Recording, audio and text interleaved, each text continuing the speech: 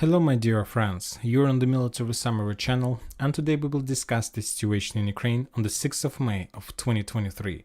Today we have a lot of very interesting updates, so let's start. But before we start, let's congratulate Karl III. Today he became King of United Kingdom officially.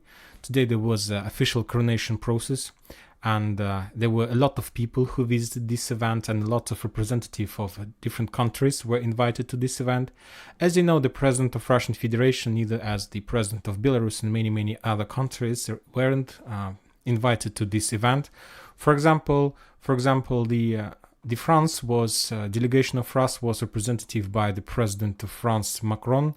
For example, the Canada was represented by the Prime Minister Justin Trudeau. Everybody, all of them visited the United Kingdom today. And for example, the United States of America was presented by the wife of Joe Biden. The old Joe couldn't visit this country because some sources are saying that it's very difficult for him to travel a lot abroad. So that's why they're trying to minimize his visits abroad in this year or something like this. For example, the delegation of Germany was presented by the Steinmeier. So the gang wasn't the full. Now let's talk a little bit about Zelensky. If you remember, a few days ago we discussed about his visit in Finland and in the Netherlands. Yesterday he was in Poland, and yesterday in the evening he published another video, and according to the atmosphere where he published his video, we understand that Zelensky returned to Ukraine, and currently possibly he's located in his bunker in Kiev. The Russians haven't made any attempt to attack Zelensky during these days, so we'll see what is going to be next. Now, another important update is coming from the territory of Russian Federation. For example, today, the Ukrainian the Ukrainian special forces made another terrorist attack, and as a result of that attack, another Russian blogger was damaged, was wounded, heavily wounded. As you can see, this is his car that was exploded by the mine. And by the, let's say, 8 p.m. of the local time, the Russians have already captured the executor of that attack. And he told us that he was captured, he was hired by the Ukrainian special forces, and he was paid for this operation. As you can see, the Ukrainians intensified their terrorist attack on the territory of Russian Federation. And as you can see, mainly they are targeting the influencers, the people who has like blogs, they have like people who follows them, so those who can influence and make opinion in Russian Federation. So as you can see, it's very interesting from the Ukrainians, interesting tactic from the Ukrainian side. And I'll remind you that a month ago, 34 days ago, the Ukrainians made another terrorist attack in St. Petersburg, where they killed another blogger, Vladlen Tatarsky. Now let's go to the Ukraine and let's talk about, as you can see, there are some icons with the Russian flag about the eastern part of Ukraine. And if you know, today's Prigozhin, the head of Wagner's, published another video this morning. He was saying that the Wagner's lost another group of soldiers, a little bit less than 100 soldiers, and he also added that Ukrainians loses from 400 to 600 soldiers per day, and he told us and confirmed that he was going to be replaced by the Akhmat Special Forces. As you know, Akhmat Special Forces is the force that under control of Ramzan Kadyrov. He is the head of Chechenska Republic, and also later this head of Chechenska Republic and also the position of head of Special Force Akhmat Kadyrov published his own video where he was saying that he is ready to replace Wagner's, and that he also added that Special Force Akhmat has already started this replacement process, and he promised that by the 10th of May everything will be finished, and the last block of Bakhmut will be taken by Special Forces Akhmat. And also very interesting updates coming from Bakhmut itself. No matter the process of the replacement process and so on, the Russians published yesterday in the evening how they were attacking the western fortification of Bakhmut. As you can see, this is the video from the most powerful fortification area from the fortress of Bakhmut, as the Ukrainian sources are calling this part of western Bakhmut.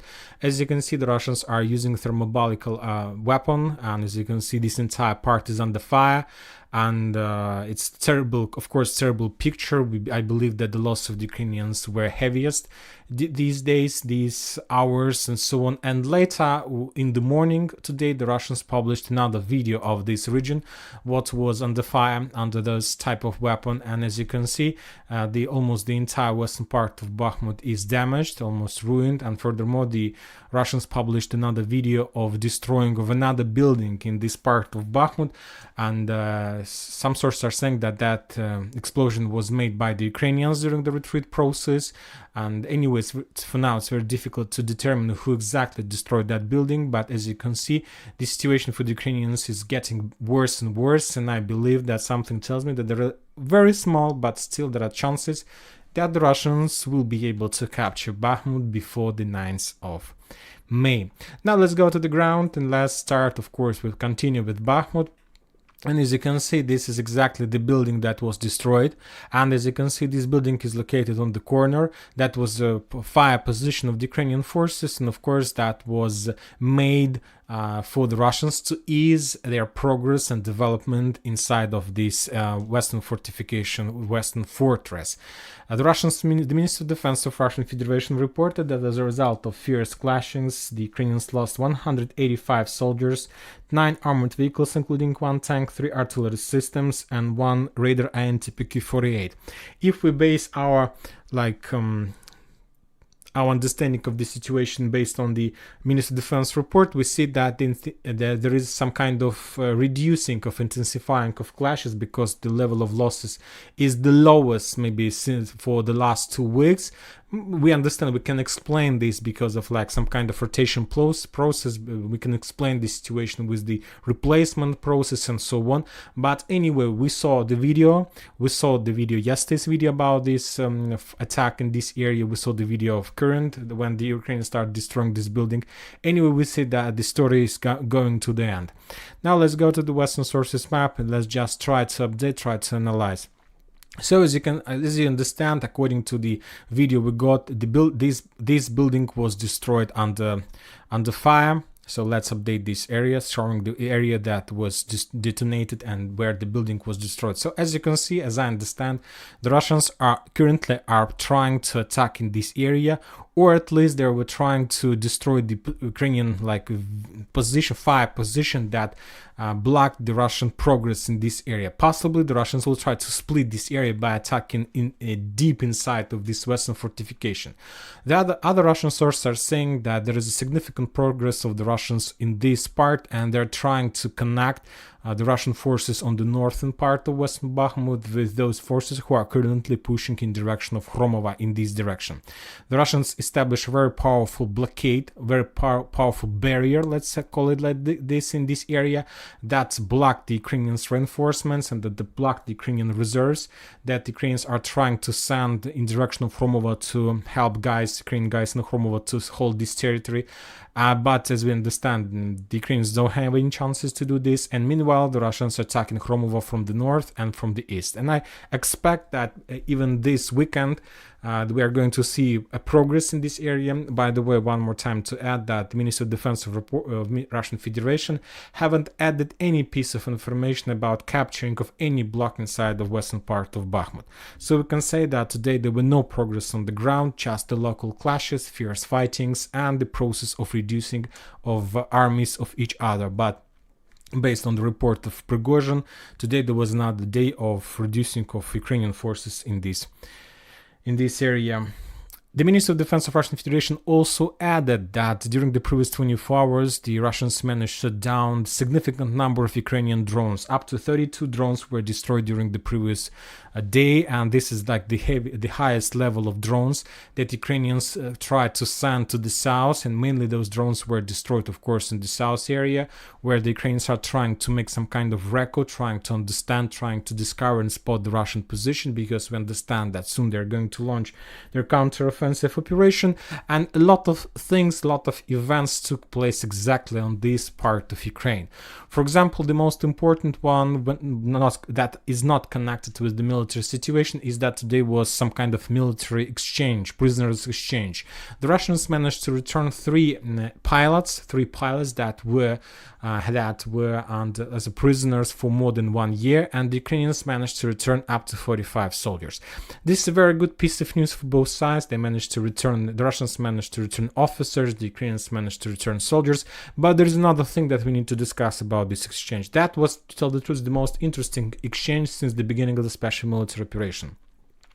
And I can call this that was exchange of war criminals, because reading quotes, because the Ukrainian sources are saying that Ukrainians were planning to use those 3 pilots as the main witnesses of Russian crimes, military crimes, war crimes on the territory of Ukraine. And maybe that was the reason why Zelensky visited the Hawk when he was talking and telling them that soon he would exchange and return these pilots to Russia, because understand, the pilots is the type of people who are bombing, who's using aircrafts to bomb, and sometimes they can bomb, maybe by mistake or something like this, the cities and of course the residential areas. So the Ukrainians were planning to use them as the main factor to blame Putin as like war criminal or something like this. But from the other side, we understand that Ukrainians returned, that 45 soldiers were returned to Ukraine, and the Russians are saying that those were the stormtroopers and the forces of Azov forces who was captured in Mariupol. So that was, we can say, reading quotes, also war criminals, but from the Ukrainian side, who were killing and torturing the civilians inside of this town, according to the Russian sources. So it was very interesting exchange. And we can say that both parties reduce the risks of being blamed as the military, like as war criminals in the future. Very interesting part. Another interesting update are coming from Energodar. The Russian sources are saying that they entirely stopped the Zaporozhye nuclear power plant. And we understand that the Russians are ready before the beginning of the greatest counter-offensive operation from the Ukrainian side in this area. And this is very interesting because another interesting update are coming from Crimea. The Russians reported they managed to shut down another Grom-2 rockets, Grom-2 missiles. As you know, these Grom-2 missiles is the technology of the Ukrainians. And if we try to calculate the distance, we're going to see that the shortest distance for these rockets is around 250 kilometers. So this is a very nice technology that Ukrainians managed to obtain and to get during the special military operation. It's almost like Iskander, and I believe that intensifying of usage of this type of missile will be increased. I'm sure that these missiles are produced somewhere abroad, not on the territory of Ukraine, or somewhere in the western part of Ukraine, where the Russians can't reach, or at least the Ukrainians have chances to shut down the Russian missiles. And about the shutdowning of the Russian missiles, for example, the Ukrainians reported that during the previous 24 hours, as a result of previous wave of Russian missile attack, they managed to shut down Dagger using the Patriot air defense system. The Russians haven't commented this situation, haven't posted any piece of information about that, or they even haven't tried to give their own evidence or to tell that it wasn't like Dagger missile. But anyway, we understand that before the greatest counter-offensive operation, even a small single victory, even like this, is a very nice opportunity to increase the spirit of the Ukrainian forces. And now let's talk about the Ukrainian forces. The Western deployment map has been updated, and according to this map, we see that most of the storming brigades and brigades that the Ukrainians are planning to use as the attack fist during upcoming counter-offensive operation were redeployed closer to the combat line. Currently, there are few groups of those forces, and one group is located on the southeast of the Dnipropetrovsk, this town. And as you can see, the Ukrainians moved 33rd Brigade, 88th Brigade, 47th and 60th Brigade, and 116th Brigade in this area. As you can see, according to this map, this brigade used to located in the vicinity of Poltava. So we saw that during this week, the Ukrainians made a process to move. And as we understand, based on this map, of course, it doesn't mean that maybe it's 100% correct information, but based on that, we see that these brigades, the Ukrainians are going to use to attack in direction of Zaporozhye area. And those brigades will be used to attack in direction of Tokmak and later in direction of Melitopol, and possibly in this direction as well, trying to cut and blockade Russian forces from the mainland that the Russians would try to send to, let's say, not to prevent the Ukrainians' progress. And these forces that located on the north of, let's say, Zaporozhye power plant, there are too many forces, too many brigades. I'm not sure that the Ukrainians are going to use all of them to cross Dnipro, but who knows? Who knows what kind of crazy plan they have for upcoming counter-offensive operation.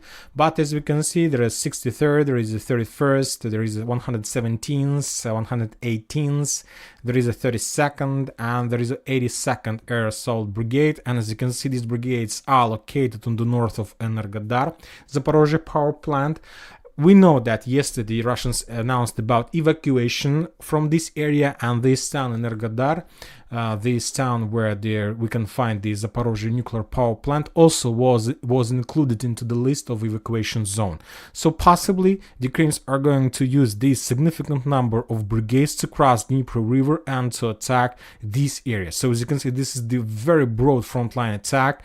And another group of Ukrainian forces are located in the north of Kherson, in the vicinity of Nikolaev and Odessa, and there are no changes on the ground. These brigades are located at the same area as we could see months ago, week ago or something like this. But anyway, as we understand, possibly those forces will be used to attack this Kinbur ground, this area, to unblock Nikolaev port. So it's complete speculation, of course, from my side. Nobody knows the exact plans of the Ukrainians, but anyway, the number of brigades, their disposition, their location, the events about evacuation, about Zaporozhye power plant, about almost every single day from attack from the Ukrainian side in direction of Crimea, tell us about significant plan, very difficult plan, and this is going to be very interesting. Of course, this is going to be very, very interesting operation from the Ukrainian side. Anyway, we'll see what the Russians are able to do, or maybe they're not able to do anything. Anyway, we'll see. Also, the Western deployment maps show a very interesting update, very interesting progress of the Russians on the north of Bakhmut. As you can see, this update was included just in the latest update of the map. As you can see, the Russians managed to develop their attack from Berkhovka in direction of Novomarkova. We can find this update on the Western sources map, and the Western source map has been updated, included this update maybe 2 or 3 weeks ago. So we see that the Russians developed this bridgehead, and that they have also prepared before the next steps of clashes and battle for Bakhmut and the vicinity of Bakhmut in this area. And now let's talk a little bit about the report of Ministry of Defense of Russian Federation. They gave us today some numbers, and let's start from the Kupiansk and Liman frontlines. There are no changes on the ground, as you can see, and the level of losses of the Ukrainians in both these two front lines is around 110 soldiers, 9 armored vehicles, and 3 artillery systems. Without any changes on the ground, the Russians reported that they tried to attack the same brigades like 14th Mechanized, 92nd and 101st Brigade of Territory Defense. We stopped receiving any updates from Bilogorovka, as if the battle for Bilogorovka has ended, and we still haven't received any piece of information, any confirmation of any progress of the Russians in this area. The last progress we heard was that the special forces Akhmat managed to establish control over this industrial zone, but as you can see, neither of the map have been updated since it has been updated since that moment. So I believe that possibly those forces were forced to step back, or maybe we will receive more updates later. But the Russians are saying that during the previous 24 hours they attacked the positions of Ukrainian forces in Kramatorsk and in Mariinka, in Slaviansk. The 66th Brigade was attacked in Slaviansk. The 54th Brigade was attacked in Kramatorsk in this area, and 54th Brigade is the main brigade that located on the north of, let's say, Verkhnykamiansk Lysychansk coal refinery, and they're located here. So possibly that the Russians try to attack the reserves. Anyway, we see that the Russians are trying to solve the issue with Belogorovka, but currently they still haven't reached some progress, and all the attempts was, at least for now, a little bit unsuccessful when talking that they can't provide us any result. But I believe that they will improve themselves and they will increase the pressure, and sooner or later this bridgehead will be taken by the Russians. We discussed Donetsk front line and the loss of Ukrainians on Donetsk, and let's move to the South Ukraine and South Donetsk area. The Russians report that as a result of clashes in this area, the Ukrainians lost 90 soldiers, 6 armored vehicles, and 1 artillery system. Furthermore, the Russians report about destroying 1 ammo depot in the town by the name of Velika Novoselovka, just a local event. Of course, very important, but anyway, without any changes on the ground as well. And when talking about Zaporozhye area, there were no updates on the ground as well. The Ukrainians, I believe, have already completed their accumulation of forces, and some Ukrainian sources are saying that Ukrainian forces in this area expect just one thing: to receive an order, and then they will rush and they will push their offensive operation. That's it. There is nothing else that stop or can delay the counter-offensive operation, just to receive the order. And for now we don't know who exactly is going to give this order. I believe that the NATO officers, but for now they still haven't given this order. And when talking about Kherson, the activities in this area were reduced till almost like zero. The Russians are saying that Ukraine lost 35 soldiers, 2 armored vehicles, and 1 artillery system as a result of air artillery duels and something like this, without also any changes on the ground. And that's it for today. Military Summary channel reminds you to condemn any violence in Ukraine. Thank you for your watching. Subscribe to my channel, put your likes, join my Patreon, and have a good day. Bye bye.